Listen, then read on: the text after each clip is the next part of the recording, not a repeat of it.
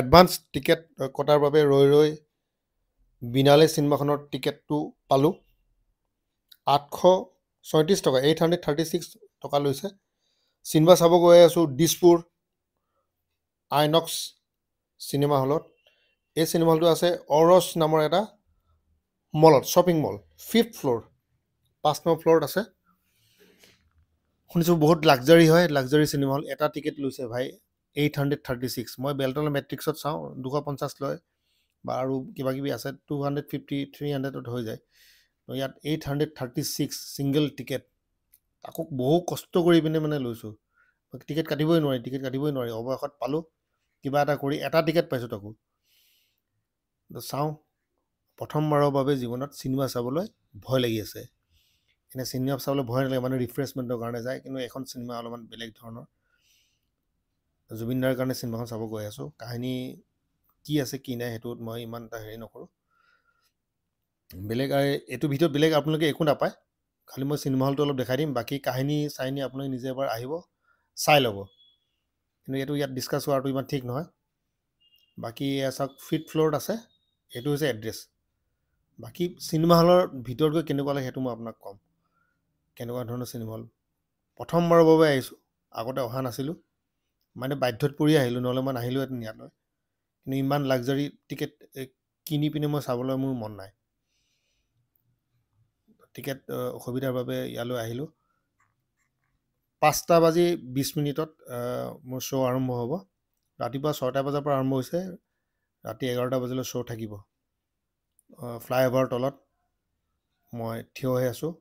সন্ধিয়া 5:20 অৰছ মল 5th ফ্ল'ৰত cinema hall আছে আৰু কিবা কিবি আছে মই কিন্তু মলৰ ভিতৰত এনেকৈ মই কিনাৰ দি যাম এয়া হৈছে আপোনাৰ পাৰ্কিং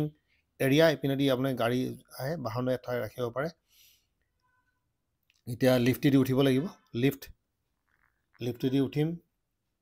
আৰু বাকী মই দেখুৱাই আছোঁ আপোনালোকক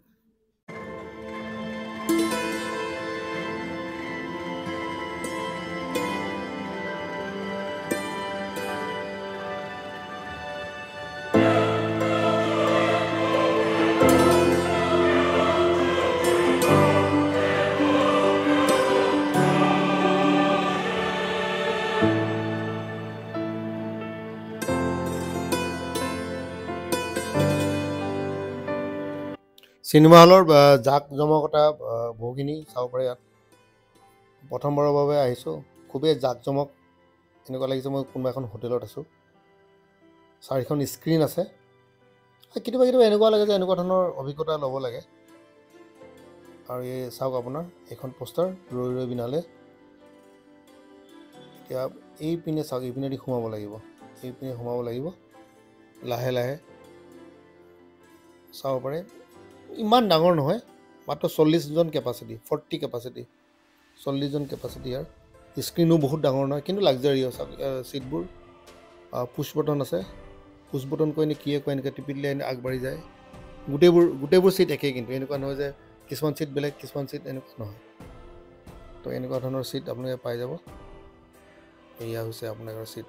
ঠিক আছে ছিটবোৰ বেয়া নহয় মাত্ৰ 40 ছিট কেপাচিটি আপোনালোকে আহিব পাৰে ইয়ালৈ আৰু মেনুখন চাওক 500 400 কিবা এটা খালে কিমান চাওক 500 400 660 এনেকুৱা জুবিন দালৈ শ্ৰদ্ধাঞ্জলি জ্ঞাপন কৰিলোঁ চিনেমা ইণ্টাৰভেল হ'ল চিনেমাখন ঠিকে আছে প্ৰথম হাফটো অলপমান শ্ল' একো নাই কোনো প্ৰব্লেম নাই সকলোৱে ভাল এক্টিং কৰিছে সুন্দৰ এক্টিং এতিয়া দ্বিতীয় হাফটো চাম ছেকেণ্ড হাফটো কেনেকুৱা হয় এতিয়া চাওক ইয়াত টয়লেট আপুনি ইউৰিনেল চাওক একদম লাক্সাৰী হয় লাক্সাৰী মই এনে তুলিব নালাগে তথাপি এনে তুলি আৰু বেয়া নহয় লাক্সাৰী আপোনাৰ এনেকুৱা ধৰণৰ টয়লেট মই ভাবিছোঁ দেখা নাই কোনো চিনেমা হলত মোৰ আপোনালোকে দেখিব পাৰে মই দেখা নাই ছেকেণ্ড হাফটো ফাৰ্ষ্ট ছেকেণ্ড হাফ ধুনীয়া লাগিলে চিনেমাখন সকলোৱে ভাল অভিনয় কৰিছে আপোনালোকে চাব বাকী মই বেলেগ একো নকওঁ আপোনালোকে নিজে আহিব নিজে কেনেকুৱা হয় কাহিনীটো চাই ল'ব বেলেগ ক'বলৈ একো নাই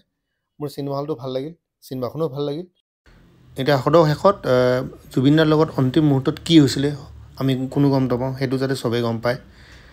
বেলেগ কথা একো নাই ন্যায় হ'ব লাগে জয় জুবিন দা আজিৰ ভিডিঅ'টো ইয়াতে সমাপ্ত কৰিলোঁ থেংক ইউ